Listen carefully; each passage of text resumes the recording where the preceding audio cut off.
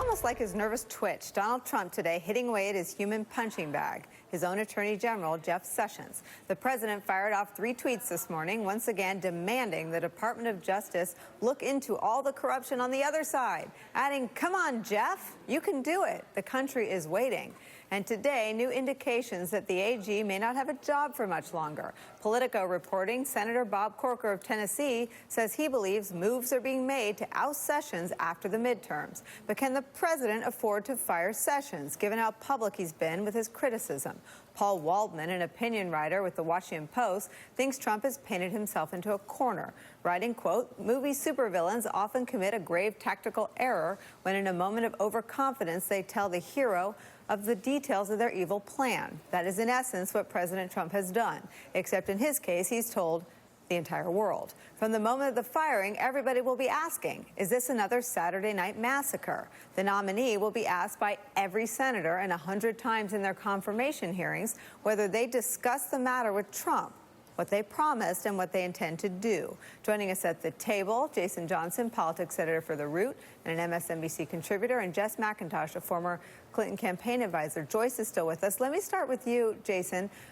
We also know the president is under investigation in the obstruction of justice probe for his public statements and private conduct as it pertains to Jeff Sessions. Yeah, so this basically proves Mueller's case. I mean, if you fire the guy who recused himself, you can have no other reason for doing so. That's intent, right? Exactly. That's intent. It makes it abundantly clear. But this is also why I've said for months why I think that Mueller in his investigation, they know they're under the clock. They know that there is going to be sort of a combination of both political and attitudinal problems that are going to happen. If Democrats do well this fall, Donald Trump is going to feel nervous. He's going to say, you know what, I want Jeff out of here because these Democrats are going to come out of me with an impeachment. And Mueller may know that whoever it is Trump replaces Jeff Sessions with is going to end this investigation probably by the spring. So I think we're coming to a really crucial moment in the next 5 or 6 months, especially if there's a change politically in the House of Congress this fall. Sure. It makes my head explode when I see Democrats taking up in defense of Jeff Sessions, who is to the right of Attila the Hun, as they used to say in the pre-Trump era when we had a right and a left.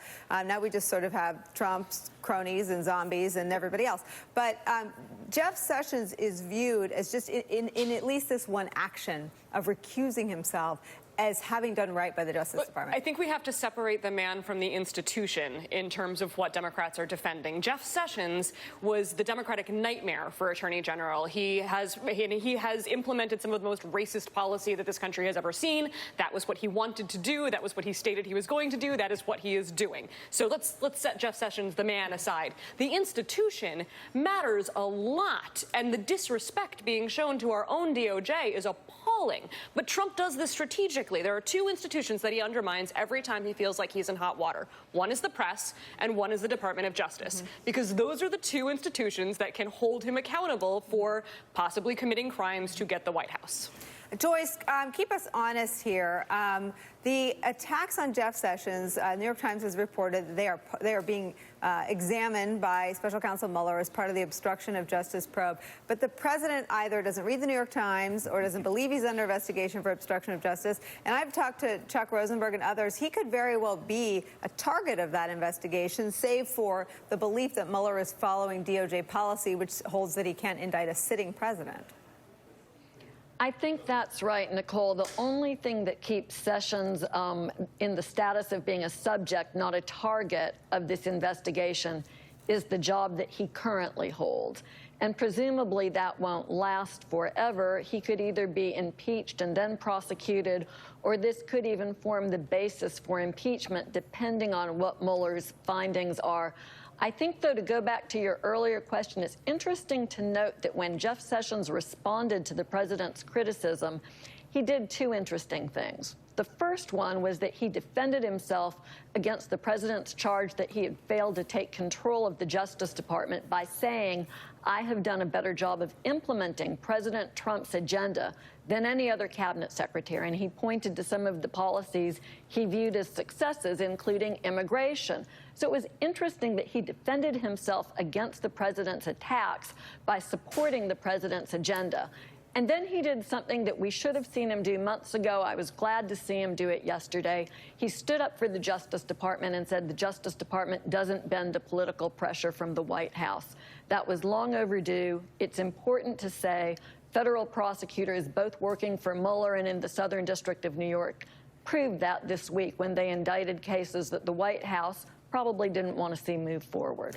And it's important to say, as Joyce is saying, Paul Butler, but it's more important for the Justice Department to not be under a barrage of bullets from the commander-in-chief day in and day out.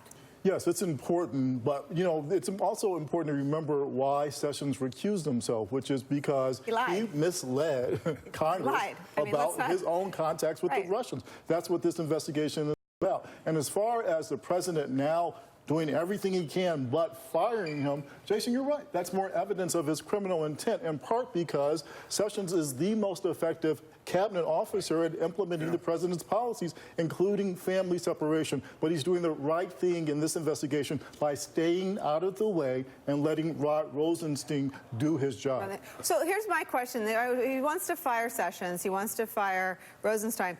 Who's he going to put there? I mean, Weisselberg has immunity and is cooperating. Cohen is going to jail. I mean, like, who's he going to put there that would be his Roy Cohn? I think that what is the most disturbing thing is he's actually normalizing that you can tell a prosecutor, don't prosecute me.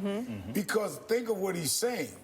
He's saying, if I knew you were going to recuse yourself, I knew you were going to follow the law. So your job description is you can't prosecute or investigate me. I mean, he's saying that in plain sight. And that you're talking about gangster. I mean, it doesn't get any more gangster.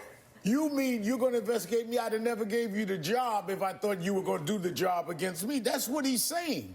So whoever he would put there, are you saying, first question in the confirmation hearing, have you agreed not to investigate or prosecute the president? Because that's what he says is among your qualifications. Well, that's how he's handling his Supreme Court nomination. But who self-respecting prosecutor or attorney would want that job that you are saying, I am the president's patsy? But the ball's in the court of the Senate Republicans. Because don't say that. Well, I know it's not good news. But Rosenstein is in charge until the Senate confirms an acting attorney or confirms an attorney general. And before it does that, Rosenstein still leads the investigation. All right, everyone's on fire. We have to sneak in a break. Joyce and Paul, you're leaving us. Do you have any last word, Joyce? I would say that under the Vacancy and Reform Act, the president can replace Rosenstein with anyone else who's been Senate confirmed. So he could slide someone into Sessions' seat to run that investigation until he gets a new nominee through the Senate. Scary thought. After the break.